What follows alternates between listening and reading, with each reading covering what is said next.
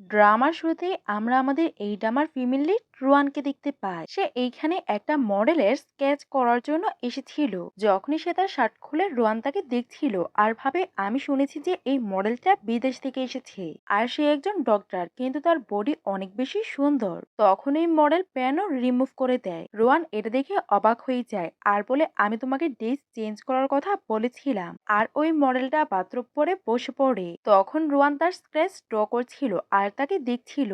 তখনই রোয়ানের কাছে একটা মেয়ে তার বয়ফ্রেন্ডের তার সাথে ছবি পাঠায় আর বলে আমি এখন তোমার বয়ফ্রেন্ডের সাথে নাইট স্পেন্ড করবো।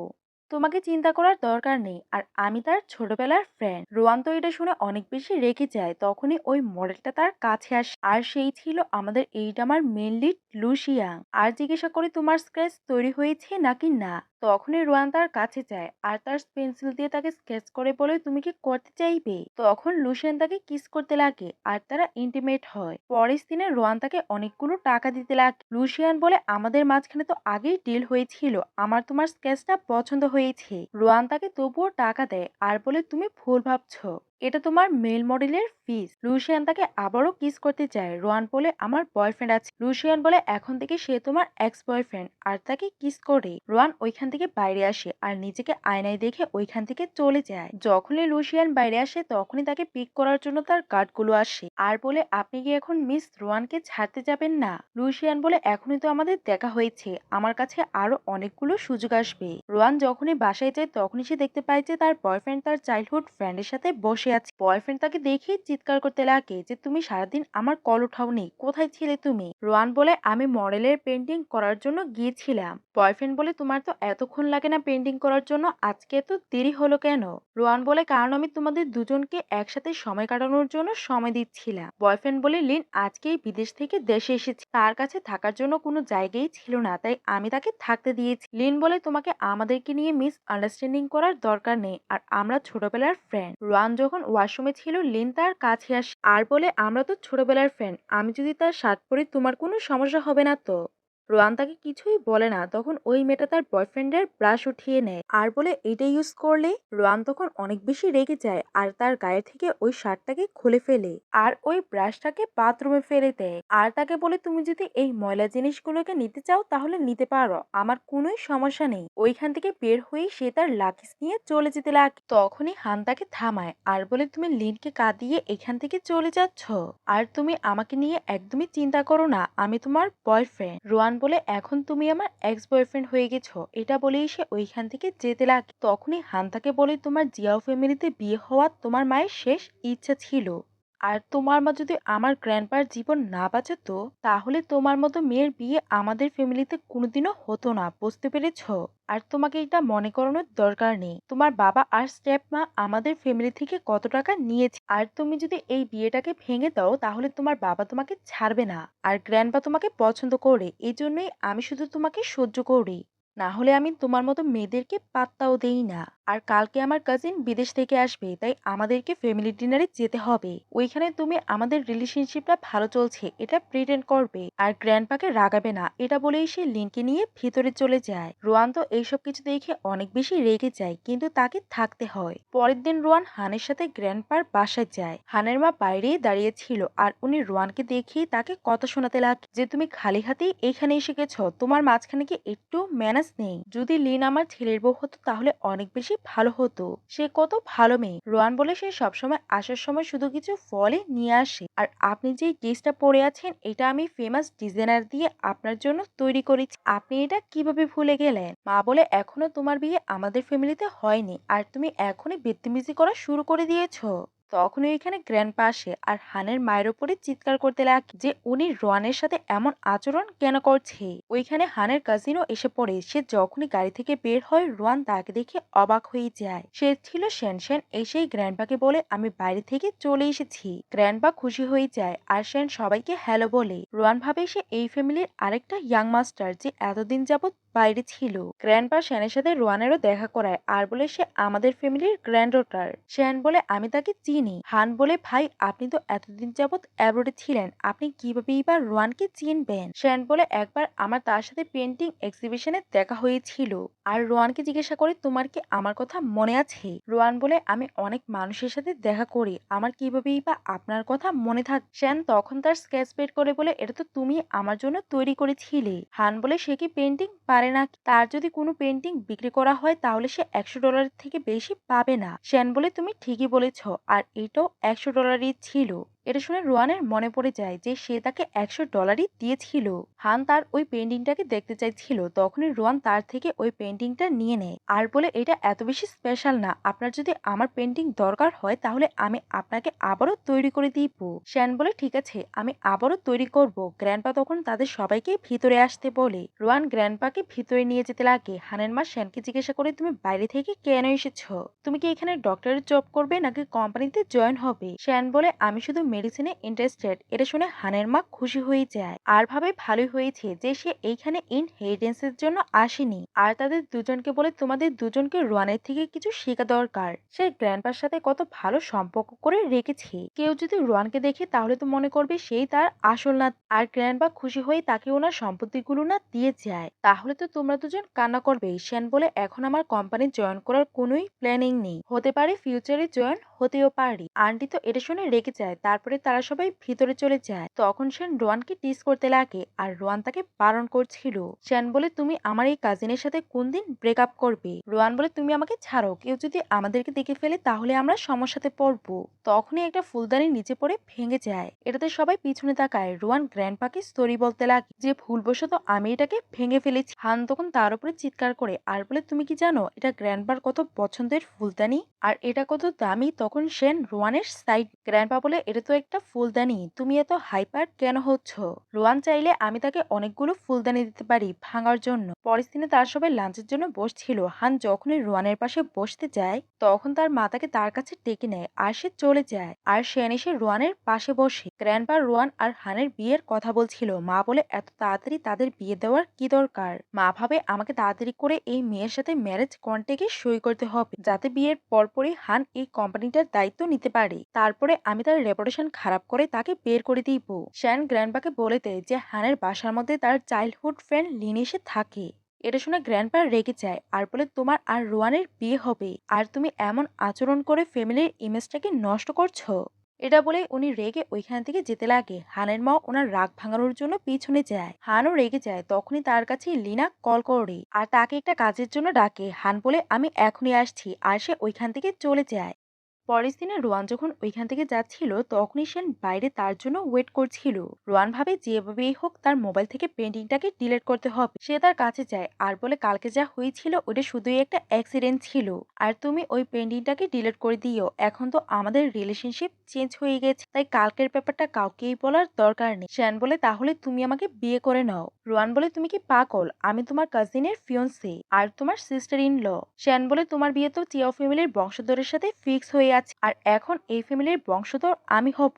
রোয়ান বলে তাহলে তুমি সবকিছু প্ল্যানিং করেই আমার কাছে এসেছিলে আর তুমি এই ফ্যামিলির উত্তরাধিকার হতে চাও? শ্যান বলে এমন ব্যাপার না, আমি শুধু মেডিকেলে ইন্টারেস্টেড ছিলাম আর এখন তো আমি তোমার উপরে ইন্টারেস্টেড হয়ে গেছি। আমি যে জিনিসটা পছন্দ করি ওইটাকে ছাই না, তাই তুমি আমার সঙ্গে এসে পড়ো আর আমাকে বিয়ে করে নাও। কিন্তু রোয়ান তাকে বারণ করে ওইখান থেকে যাচ্ছিল। শ্যান তাকে ধরে আর বলে তুমি তো চাও ওই ছবিটাকে আমি ডিলিট করে দেই, তাহলে তুমি আমার সাথে হর্স রাইডিং এ চলো।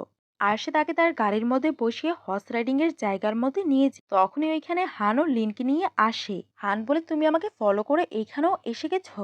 লিন বলে আমাদের দুজনের মাঝখানে কিছুই নেই আর আমরা তো শুধু ফ্রেন্ড। রোয়ান বলে আমার এটাতে কোনোই সমস্যা নেই। এটা বলেই সে ওইখান থেকে যেতে লাগে। তখনই হান তার হাত ধরে। হান বলে তুমি কি জানো এখানে শুধু ফ্যামিলির স্ট্যাটাসের লোকেরাই আসতে পারে, তাহলে তুমি এখানে কিভাবে আসলে? তুমি চাইলে আমার সাথে আসতে পারো। রোয়ান বলে আমার তোমার কোনোই দরকার নেই। এটাতে হান রেগে যাচ্ছিল। তখনই শ্যান এসে তার হাতটাকে সরিয়ে দেয় আর বলে তুমি কি এখনো ড্রেস চেঞ্জ করোনি? তখন রোয়ান ড্রেস চেঞ্জ করার জন্য চলে যায়। শ্যান বলে আমি এখানে রোয়ানকে এনেছি। রোয়ান যখনই ড্রেস চেঞ্জ করে আসে হান তাকে দেখছিল আর বলে তুমি তো হর্স রাইডিং করতে পারো না, তুমি যদি আমাকে রিকোয়েস্ট করো তাহলে আমি তোমাকে শিখিয়ে দিব। রোয়ান বলে এটার দরকার নেই, শ্যান বলে আমি তোমাকে শিখিয়ে দিই। তখন রোয়ান তার সাথে হর্সে বসে পড়ে আর তারা দুজন রাইডিং করার জন্য চলে যায়। এটা দেখে হান রেগে যায় আর বলে সে নিশ্চয়ই আমার অ্যাটেনশন পাওয়ার জন্য এগুলো করছে। হর্স রাইডিং করার শেষে শ্যান বলে তুমি আমার ম্যারেজ প্রপোজালের ব্যাপারে আরেকবার ভাবো। রোয়ান বলে আমি ইন্টারেস্টেড না। আর সে যখনই ওইখান থেকে যেতে লাগে তখনই তার পায়ের মধ্যে ব্যথা হচ্ছিল। শ্যান তার সাহায্য করতে চাচ্ছিল। রোয়ান বলে আমার তোমার সাহায্যের দরকার নেই। রোয়ান ভিতরে এসে দেখতে পায় যে সে তার পায়ের মধ্যে ব্যথা পেয়েছে। তখনই ওইখানে শ্যান আসে আর রোয়ান নিজেকে টওয়েল দিয়ে কভার করে। শ্যান বলে তুমি তো এমন করছো যে আমি তোমাকে কখনো দেখিনি। আর শ্যান তাকে মেডিসিন লাগানোর জন্য যায়। রোয়ান বলে আমি নিজেই লাগিয়ে নিব। শ্যান বলে আমি তো ডক্টর, তাই তুমি আমার কথাগুলোকে শোনো। আর সে রোয়ানের পায়ের মধ্যে মেডিসিন লাগাতে লাগে। রোয়ান অনেক বেশি সাই ফিল করছিল। শ্যান বলে তুমি কি ভাবছো, আর তুমি যেটা ভাবছো এটা একদমই ইম্পসিবল না, কিন্তু তুমি হয়তো ভয় পাচ্ছ কারণ হান বাইরে আছে। রোয়ান বলে আমি কাউকেই ভয় পাই না। আর তারা কিস করতে লাগে। তখনই তারা বুঝতে পারে যে লিন এইখানে আসছে, তাই তারা ওয়াশরুমে লুকিয়ে পড়ে। লিন এসে দেখতে পায় যে রোয়ান এইখানে নেই আর সে হানকে ইচ্ছে করে এইখানে নিয়ে এসেছিল। যখনই হান ওইখানে আসে লিন বলে আমার নেকের মধ্যে ব্যথা হচ্ছে। হান বলে আমি দেখে দিচ্ছি। আর সে তাকে কিস করছিল। রোয়ান আর শ্যান বাথরুম থেকে এইগুলোকে শুনছিল। রোয়ান তাকে নিজের থেকে দূর করছিল, তখনই শ্যান তাকে কিস করছিল।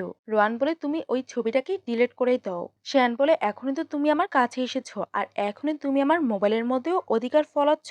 ঠিক আছে, তুমি যাই চাও করতে পারো। আর সে তার হাত দিয়ে তার মোবাইলের লকটাকে খোলায়। রোয়ান বলে তোমার পাসওয়ার্ড আমার বার্থডে, তুমি আমার বার্থডে কিভাবেই বা জানো? শ্যান বলে এমন ব্যাপার, আমি তো শুধু এটাকে কোইন্সিডেন্টলি রেখেছিলাম। রোয়ান বলে পরে তুমি মনে করে ছবি ডিলিট করে দিও। এটা বলেই সে ওইখান থেকে যেতে লাগে। শ্যান বলে আমি তোমার বার্থডে মনে রাখবো আর আমি তোমাকে অনেক ভালো একটা গিফট দিব। রোয়ান যখন রাস্তা দিয়ে যাচ্ছিল তখনই হান এসে তার গাড়ি থামায় আর বলে তুমি কোথায় চলে গিয়েছিলে, আমি কতক্ষণ তোমাকে খুঁজছিলাম। রোয়ান বলে তাহলে তোমাদের অ্যাফেয়ার শেষ হয়েছে। লিন বলে তুমি ভুল ভাবছো। হান বলে তুমি উল্টাপাল্টা কথা বন্ধ করো। আর এখন তো তোমাকে কেউই বাসায় ছাড়বে না, চলো আমি তোমাকে বাসার মধ্যে ছেড়ে দিই। রোয়ান বলে ঠিক আছে। আর সে লিনকে বলে এখন তুমি গাড়ি থেকে বের হবে নাকি পিছনে গিয়ে বসবে, কারণ এই জায়গাটা আমার। কিন্তু লিন তো ওইখান থেকে সরতেই চাচ্ছিল না। তখনই ওইখানে একটা গাড়ি এসে থামে আর ওইখান থেকে লোক বের হয়ে রোয়ানকে ওই গাড়িটার চাবি দেয় আর বলে বস এটা আপনাকে দিতে বলেছে। তখনই তার কাছে শ্যানের মেসেজ আসে যে তুমি আমার রাইডে তো উঠোনি, তাই আমি তোমাকে গাড়ি দিয়েছি আর ভালোভাবে তোমার বাসায় যাও। রোয়ান তো এটা দেখে খুশি হয়ে যায় আর ভাবে সে মেয়েদেরকে পড়াতে অনেক ভালোভাবেই পারে। আর সে ওই গাড়িতে বসার জন্য চলে যায়। লিন বলে তার কাছে এত এক্সপেন্সিভ গাড়ি কোথা থেকেই বা আসলো। হান তখন গাড়ি থেকে বের হয়ে রোয়ানের উপরে চিৎকার করতে লাগে। রোয়ান বলে এখন তোমাকে আমাকে ছাড়ার দরকার নেই আর আমি নিজেই চলে যাব। আর রোয়ান ওইখান থেকে চলে যায়। হান রেগে তার বাবাকে কল করে তাকে উচিত শিক্ষা দেওয়ার জন্য। রোয়ান যখনই বাসায় যায় তখনই তার বাবা তার উপরে চিৎকার করতে লাগে যে তুমি কি হানকে রাগিয়ে দিয়েছো? সে আমাকে কল করেছিল আর ইনভেস্টমেন্ট নেওয়ার কথা বলেছে। তুমি সত্যি কোনো কাজের না, তুমি না কোম্পানির কোনো কাজ করো না তোমার ফিয়ন্সেকে সামলাতে পারছো। রোয়ান বলে আপনি আমাকে কোম্পানির কাজ করার থেকে বারণ করেছে আর আমি অনেক ভালো করেই জানি যে এটা কি জন্য, যাতে আমি আমার মায়ের শেয়ারগুলোকে না নিই। আর আপনি তো অনেক খারাপ লোক। এগুলোকে শুনে রোয়ানের বাবা রেগে যায়। রোয়ান ভাবে এটা তো আমার মায়ের শেষ ইচ্ছা ছিল যে এই বাসার মধ্যে থেকে আমি জিয়াও ফ্যামিলিতে বিয়ে করি, তাই তো আমি এখানে আছি, না হলে আমি এক মিনিটও এই বাসার মধ্যে থাকতাম না। আর বলে আমি আপনাকে মনে করাতে চাই যে আমি শুধু আপনার একজনই মেয়ে, তাই ভালোই হবে যে আপনি আমার সাথে ভালোভাবে কথা বলেন। এমন তো না যে আপনি আপনার অ্যাসিস্ট্যান্টের সাথে একটু বেশি ক্লোজ। আর আমার একটা ভাই আসবে না তো? এটা শুনে স্টেপমম তার বাবার উপরে রেগে যায় আর তাদের দুজনে ঝগড়া করিয়ে রোয়ান ওইখান থেকে যেতে লাগে আর ভাবে আমি বিয়ের সম্পর্ক একদমই পছন্দ করি না। আর তখন তার শ্যানের কথাও মনে পড়ে যায় সে তাকে কিভাবে বিয়ের জন্য প্রপোজ করেছিল আর তাকে বিয়ের করলেও আমি কুয়ার মধ্যেই ঝাঁপ দিব। বাবা তখন চিৎকার করে বলে হান যদি 1 মাসের মধ্যে বিয়ের সম্বন্ধ নিয়ে না আসে তাহলে তোমার জন্য ভালো হবে না। তখনই রোয়ানের কাছে কল আসে যে তার গ্র্যান্ডমা হসপিটালাইজ হয়ে গেছে। রোয়ান তাড়াতাড়ি করে তার গ্র্যান্ডমার কাছে যায়। ডক্টর বলে গ্র্যান্ডমার অবস্থা অনেক বেশি খারাপ আর ওনাকে তাড়াতাড়ি করে সার্জারি করাতে হবে, কিন্তু অপারেশন সাকসেস হওয়ার চান্স অনেক বেশি কম। কিন্তু একটা স্পেশাল ডক্টর বাইরে থেকে এসেছে, ওনার নাম জজ। উনি যদি আপনার গ্র্যান্ডমার চিকিৎসা করে তাহলে সাকসেসফুল হওয়ার চান্সেস অনেক বেশি। রোয়ান ভাবতে লাগে যে এখন আমি ওই মিস্টিরিয়াস ডক্টরকে কোথায় খুঁজবো। সে যখনই স্মোক করতে চায় তখনই শ্যান এসে তাকে থামায় আর জিজ্ঞাসা করে আমি যে গাড়িটা তোমাকে দিয়েছিলাম এটা তোমার পছন্দ হয়েছে নাকি না। রোয়ান বলে তুমি তোমার অ্যাড্রেসটা বলো, আমি ওই গাড়িটা তোমার বাসার মধ্যে দিয়ে দিব। শ্যান বলে, এখন তুমি আমার অ্যাড্রেসও আমার থেকে জানতে চাও? আর তুমি যদি জানতে চাও তাহলে আমি তোমাকে বলে দিব। আর আমি তোমাকে বলে দিতে চাই যে আমি যে জিনিসটা মানুষকে দেই ওই জিনিসটা নেই না। আর তুমি এখন হসপিটালে কি করছো? রোয়ান বলে, এটার সাথে তোমার কোনোই সম্পর্ক নেই। এটা বলেই সে ওইখান থেকে চলে যায়। শ্যান ভাবে সে কত বেশি হার্টলেস। তখনই তার অ্যাসিস্ট্যান্ট এসে বলে, রোয়ানের গ্র্যান্ডমা হসপিটালাইজ আর ওনাকে তাড়াতাড়ি করে চিকিৎসা করতে হবে। শ্যান ভাবে, তাহলে তো সে আমার কাছে নিশ্চয়ই আসবে। তার কাছে তো আমার কাছে আসার জন্য একটা রাস্তা আছে। রোয়ানের একটা ফ্রেন্ড এখানে আছে না, তার কাছে আমার ইনভিটেশন কার্ড পাঠিয়ে দাও যে আমি ওকেশন বাড়িতে যাব। পরের দিনে রোয়ান যখন তার গ্র্যান্ডমার সাথে দেখা করতে আসে তখনই তার নার্স ফ্রেন্ডটা তাকে ওই ওকেশনের ইনভিটেশন কার্ড দেয়। এইখানে ডক্টর জশ আসবে, তুমি গিয়ে ওনার সাথে কথা বলে নাও। রোয়ান তাকে ধন্যবাদ বলে ওকেশন বাড়ির মধ্যে চলে যায়। তখন ওইখানে হান ও লিনকে নিয়ে আসে আর বলে, তুমি এখানে আসতে চেয়েছিলে, তুমি আমাকে বলতে পারতে, আমি তোমাকে নিয়ে আসতাম। লিন বলে, তুমি আমাদেরকে ভুল ভাববে না, আমি এখানে কাউকে চিনি না, শুধু হানকেই চিনি, তাই সে আমাকে এখানে নিয়ে এসে। রোয়ান বলে, তোমাদেরকে আমার সামনে নাটক করার কোনোই দরকার নেই। হান ভাবে সে জেলাস হয়ে গেছে, তাই বলে, তুমি জেলাস? চলো আমি তোমাকে নিয়ে যাচ্ছি। তখনই লিফট খুলে আর ওইটার মধ্যে আগে থেকেই শ্যান ছিল। শ্যানকে দেখে রোয়ান ভিতরে যাচ্ছিল না, তখন শ্যান তাকে ভিতরে নিয়ে যায়। লিফটের মধ্যে শ্যান আবারও তাকে টাচ করছিল। রোয়ান বলে, তুমি কি পাগল হয়ে গেছো নাকি? হান আর লিন যখন লিফট থেকে বের হয়ে যায় তখন শ্যান রোয়ানকে ছাড়ছিল না। রোয়ান তার পায়ের মধ্যে মেরে বের হয়ে যায়। হান রোয়ানের কাছে এসে জিজ্ঞাসা করে, তুমি তো একজন পেন্টার, তাহলে তুমি এখানে কি করছো? আমার তো মনে হয় না যে তুমি মেডিকেল রিসার্চের মধ্যে ইন্টারেস্টেড। রোয়ান বলে, তুমি কি আমার সাহায্য করবে? হান বলে, আফটার অল আমরা এঙ্গেজ, তাই আমি তোমার সাহায্য করব। রোয়ান বলে, আমি ডক্টর জর্জের সাথে দেখা করতে চাই, আজকে উনি এইখানে এসেছে। হান বলে, সবাই ডক্টর জর্জের সাথে দেখা করতে চায় কেন? লিনও এই জন্যই আমাকে এইখানে নিয়ে এসে। তখন লিন ওইখানে আসে আর বলে, ডক্টর জর্জ ভিআইপি রুমে আছে, তুমি আমাকে তার সাথে দেখা করিয়ে দাও। হান বলে, হ্যাঁ তুমি বলবে আর আমি কাজ করব না? রোয়ান বলে, তোমাদের দুজনকে গুড লাক। পরের দিনে তারা সবাই ভিআইপি রুমের বাইরে ডক্টরের জন্য ওয়েট করছিল। তখনই অ্যাসিস্ট্যান্ট বাইরে এসে রোয়ানকে বলে, ডক্টর জোশ আপনাকে ডেকেছে। তখন তারা ভাবতে লাগে যে রোয়ান ভেতরে চলে গেল আর আমরা যেতে পারলাম না। রোয়ান ভেতরে গিয়ে বলে, প্লিজ আপনি আমার গ্র্যান্ডমার চিকিৎসা করে দিন। আর আপনি শুধু ওই চিকিৎসাটাকে করতে পারবেন কারণ আপনি ওইটার মধ্যে স্পেশালিস্ট। আপনি সার্জারি করলে আমার গ্র্যান্ডমার ঠিক হয়ে যাবে। আর ডক্টরকে রাজি করানোর জন্য সে তার সামনে আসে। আর আপনি আমাকে যাই বলবেন আমি তাই করব। যখনই সে ডক্টরকে দেখে তখনই সে অবাক হয়ে যায় কারণ ডক্টরটা আর কেউই ছিল না, শ্যান ছিল। শ্যান বলে, বলো তুমি কি করবে? তোমার গ্র্যান্ডমার সার্জারি আমাকে দিয়ে করানোর জন্য। তখনই রোয়ান তার কাছে গিয়ে তাকে সিরিয়াস করতে লাগে আর বলে, প্লিজ আপনি আমার গ্র্যান্ডমার সার্জারিটা করিয়ে দিন। শ্যান বলে, যদি আমার জায়গায় অন্য কেউ হতো তাহলে কি তুমি তার সাথে এমনটাই করতে? রোয়ান ভাবতে লাগে, আমি কি এমনটাই করতাম? আর বলে, উত্তরটা তুমি অনেক ভালো করেই জানো। আমার জন্য আমার গ্র্যান্ডমা অনেক বেশি ইম্পর্টেন্ট আর আমি ওনার জন্য সবকিছুই করতে পারবো। এটা শুনে শ্যান রেগে যায় আর বলে, তুমি অনেক ভালো করেই জানো যে আমি তোমাকে বিয়ে করতে চাই। তখন শ্যান তাকে কিস করে আর তার নেকের মধ্যে বাইট করে। আর আমি তোমাকে একদিনের সময় দিচ্ছি বিয়ের ব্যাপারে ডিসাইড করার জন্য। সবার প্রথমে তুমি আমাকে তোমার ব্লক লিস্ট থেকে সরাও। রোয়ান হ্যাঁ বলে বাইরে চলে যায়। আর সে বাইরে আসে। লিন তাকে দেখে বলে, তোমার গলার মধ্যে এটা। হান তো এটা দেখে রেগে যায় আর বলে, ভিতরে তুমি কি করেছো? ডক্টর জশকে কি সিরিয়াস করেছো? রোয়ান বলে, তুমি আমার সাহায্য করোনি, তাই আমার যা ইচ্ছে করবে আমি তাই করব, তোমার এটাতে কি? আর সে ওইখান থেকে ওয়াশরুমে যায় আর নিজেকে ঠিক করে যখনই বাইরে যেতে লাগে তখনই বাইরে দিয়ে কেউ দরজাটা বন্ধ করে দেয় আর ওইটা কেউই ছিল না, লিন ছিল।